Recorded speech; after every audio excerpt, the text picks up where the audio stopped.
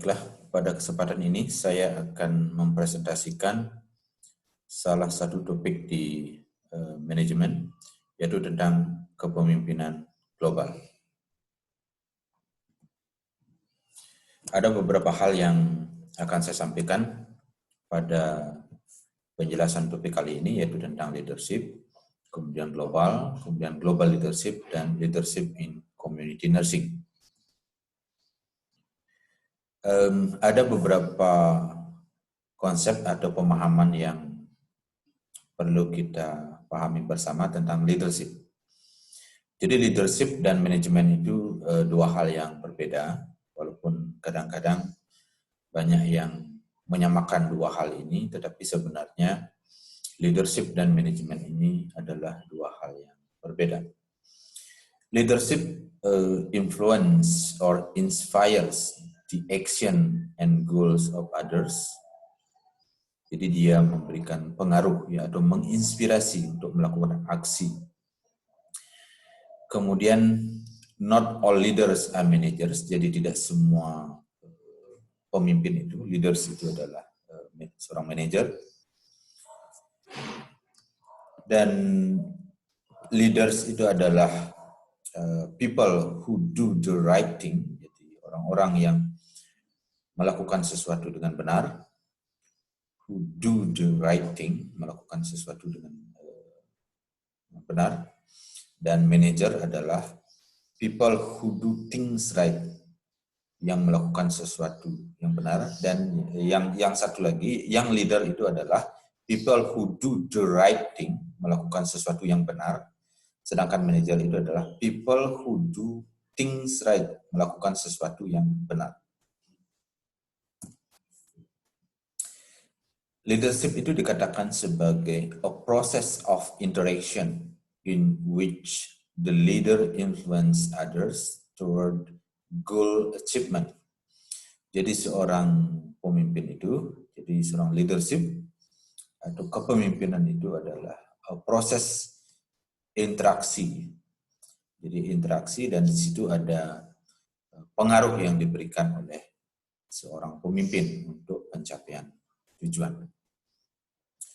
Sedangkan proses leadership, jadi proses kepemimpinan itu, jadi ada yang kita kenal dengan leader, ada pemimpin, dan ada yang sebagai follower.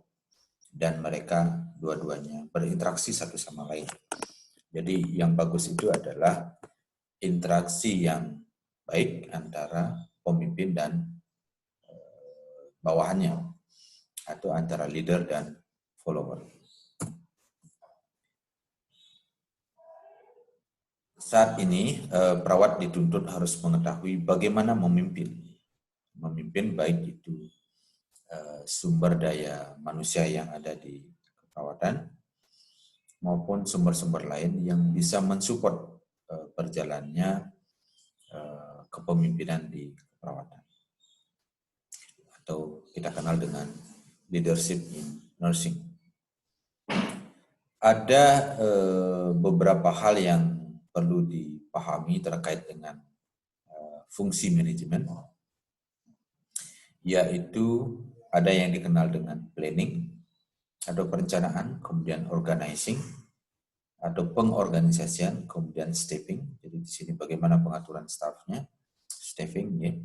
Kemudian ada controlling. Nah, terkait dengan leadership dan manajemen, ada juga yang menyampaikan bahwa leadership is about creating change. Jadi bagaimana meng-create perubahan, sehingga perubahan itu terjadi. Tentunya perubahan yang mengarah ke hal yang positif. Kemudian kalau manajemen is about controlling complexity in an effort to bring order and consistency. Jadi ini terkait dengan bagaimana mengontrol kompleksitas upaya-upaya yang pada akhirnya adalah untuk mencapai tujuan organisasi. Manajemen as planning and budgeting, kemudian organizing and staffing, problem solving, dan juga controlling. Jadi bagaimana membuat perencanaan, merencanakan, kemudian termasuk budgeting yang terkait dengan keuangan, sumber finansialnya, kemudian mengorganisir, kemudian staffingnya, kemudian pemecahan masalah atau problem solving, dan controlling. Kemudian ada yang dikenal dengan effective leaders. Jadi ada 3 fundamental qualities. Jadi yang pertama itu, the first quality is a guiding vision. Jadi bagaimana menghantarkan visi ini supaya nantinya betul-betul bisa mengarahkan semua komponen organisasi untuk mencapai visi. Kemudian the second quality is passion. Kemudian the third quality is integrity. Di sini menyangkut knowledge, jadi pengetahuan. Jadi memahami diri sendiri, kemudian kejujuran, kemudian kedewasaan, maturity. Dan ini akan bisa dikembangkan melalui pengalaman dan pertumbuhan. Jadi kalau itu dilakukan dengan baik, dilakukan dengan benar, secara terus-menerus, sehingga memiliki pemahaman dan pengalaman yang cukup untuk mengembangkan organisasi. Dan ini kualitas-kualitas yang memang diperlukan. Kemudian, karena kita berbicara tentang kepemimpinan global, maka kita harus paham juga tentang apa itu global. Global itu dikatakan as being worldwide. Jadi, bagaimana kata global ini kita pahami dengan baik, karena ini menyangkut dunia. Apa yang kita lakukan atau seorang pemimpin lakukan itu, pasti dia memikirkan bagaimana perkembangan di dunia. Bagaimana dia bisa berperan terhadap kemajuan-kemajuan yang bisa dicapai dunia untuk kebaikan bersama. Kemudian referring to comprehensive event, kemudian affecting or taking into consideration the whole world. Jadi banyak yang mengatakan bahwa global ini gampang diucapkan tetapi sangat sulit untuk diimplementasikan, terutama pada tatanan global, jadi pemimpin-pemimpin dunia. Jadi tidak mudah bagi mereka untuk mencapai kesepakatan. Pasti akan ada perbedaan sudut pandang, perbedaan kepentingan, perbedaan situasi dan kondisi di negara maupun di kawasan tertentu.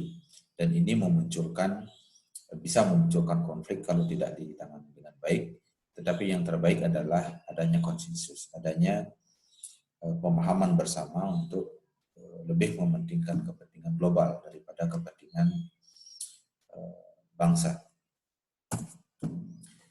Sedangkan global leadership itu di sini as influence across national and cultural boundaries. Jadi seorang pemimpin global atau kepemimpinan global itu harus bisa memberikan pengaruh tidak hanya di negaranya tetapi cross country, jadi antar negara.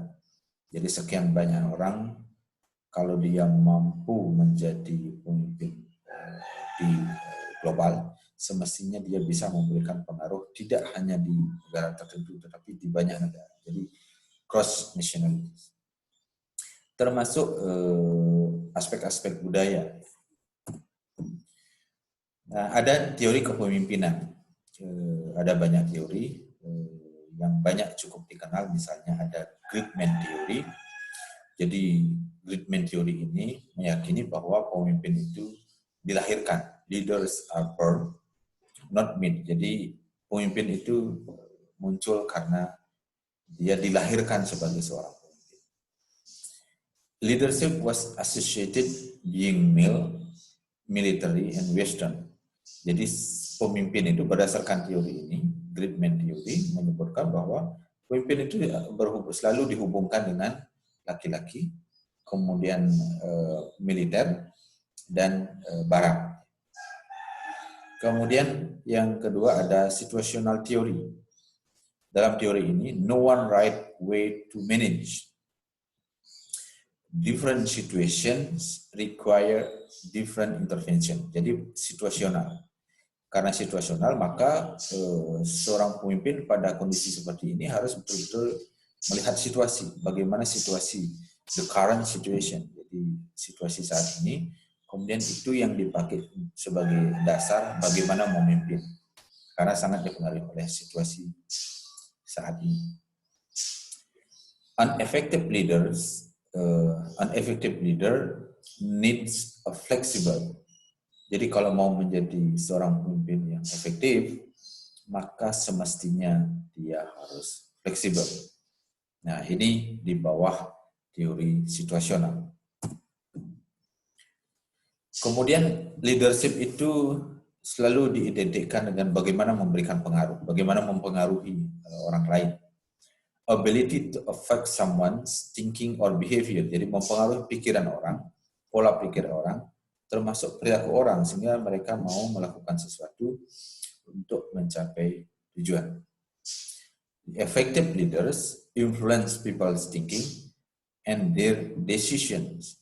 Jadi seorang pemimpin yang efektif, dia harus mampu mempengaruhi pikiran orang dan juga harus mampu mempengaruhi keputusan yang diambil oleh orang tersebut. Jadi orang berubah pikirannya setelah diberikan pengaruh oleh seorang pemimpin. Tentunya pengaruh yang bersifat positif. Sehingga keputusan yang diambil pun akan positif juga. Nah, terkait dengan kepemimpinan, kita mengenal ada teorinya Johari Widow.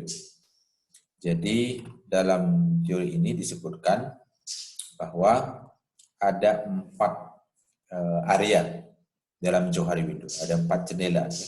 Yang pertama open, kemudian blind, kemudian hidden, kemudian unknown. Kalau open, jadi known to others, jadi orang lain tahu. Kemudian known to self, jadi diri kita sendiri juga tahu.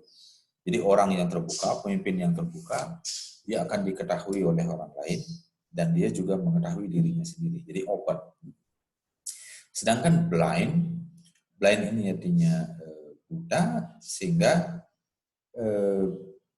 diketahui orang lain mengetahui, tetapi tidak diketahui oleh dirinya sendiri. Nah, sedangkan yang hidden tersembunyi, orang lain tidak tahu dan dia sendiri juga tidak tahu. Kemudian kalau yang unknown, jadi orang lain tidak tahu dan semuanya tidak tahu. Satu pun tidak ada yang tahu karena unknown, tidak diketahui. Berbeda sekali dengan open yang diketahui baik oleh diri sendiri maupun orang lain. Sedangkan yang hidden itu tidak diketahui oleh orang lain, tetapi diketahui oleh diri sendiri. Itu yang tersembunyi.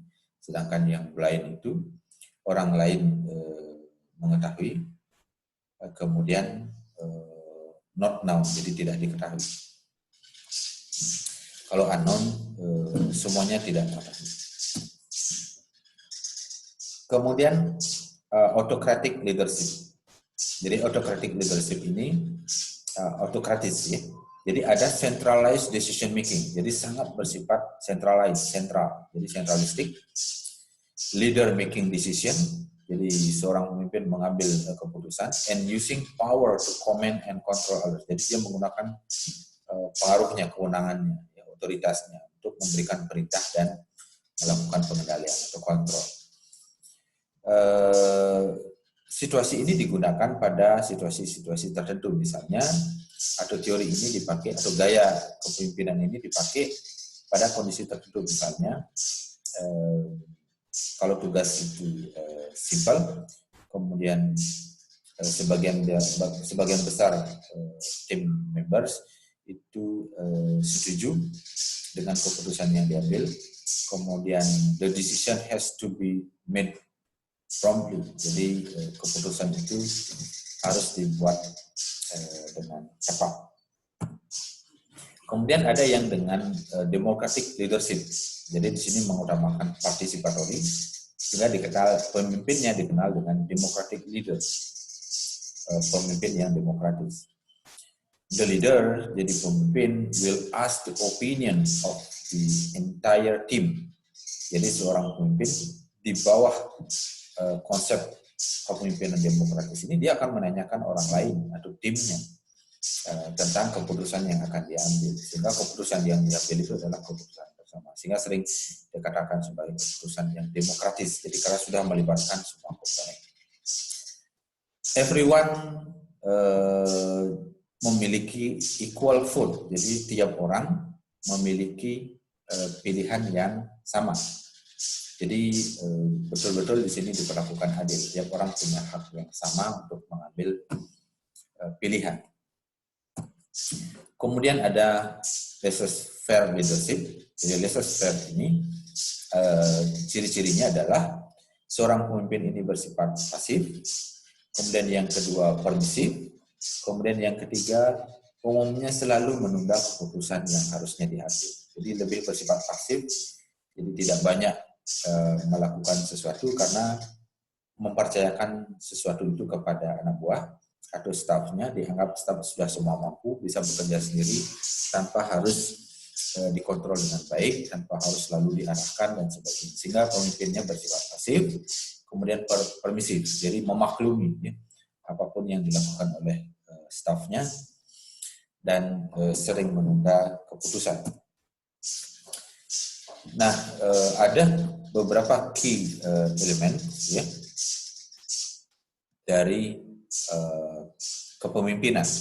Jadi kepemimpinan itu jadi harus ada pengaruh, bisa mempengaruhi orang lain atau tim dalam organisasinya. Kemudian ya, yang namanya kepemimpinan pasti ada seorang pemimpin, ada pengikut atau staffnya, ya, leaders and followers.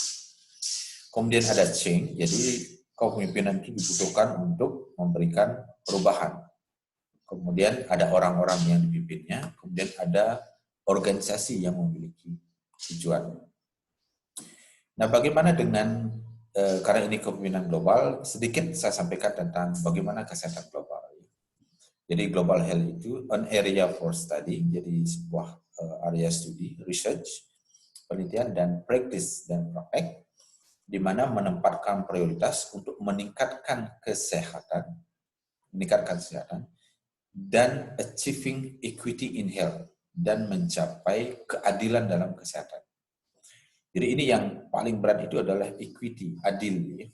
Adil dalam bidang kesehatan, misalnya adil dalam akses pelayanan, adil dalam menggunakan pelayanan, serta adil dalam health outcome untuk seluruh manusia di dunia ini. Nah, itu kesehatan global. Kesehatan global itu menekankan transnational health issues, jadi isu-isu kesehatan transnasional, cross countries di banyak negara, seperti contohnya misalnya sekarang dengan situasi pandemi global COVID-19. Ini adalah salah satu transnational health issues. Kemudian menekankan juga solusi, kemudian melibatkan banyak disiplin ilmu, termasuk ilmu-ilmu kesehatan, dan mempromot ya kerjasama interdisiplin. Jadi tidak cukup hanya di kesehatan, tetapi juga di luar kesehatan seperti ekonomi, teknologi, dan sebagainya. Kemudian, a synthesis of population-based prevention with individual level clinical care. Nah, kepemimpinan global itu ada beberapa kompetensi yang dibutuhkan. Yang pertama ada seeing difference, jadi harus mampu melihat perbedaan, ya. Kemudian memiliki kesadaran budaya, kemudian invite the unexpected yang tidak diharapkan, itu harus bisa dilihat dan bisa dikelola dengan baik semestinya. Kemudian closing the gap, jadi kalau ada kesenjangan itu sebisa mungkin dikecilkan atau bahkan dihilangkan gap tersebut. Opening the system, jadi sistem harus dibuka, tidak ditutup, sehingga semuanya bisa transparan, semuanya bisa bekerja dengan baik untuk berdasarkan sistem. Kalau memang sistemnya tidak baik, semestinya sistem itu diperbaiki.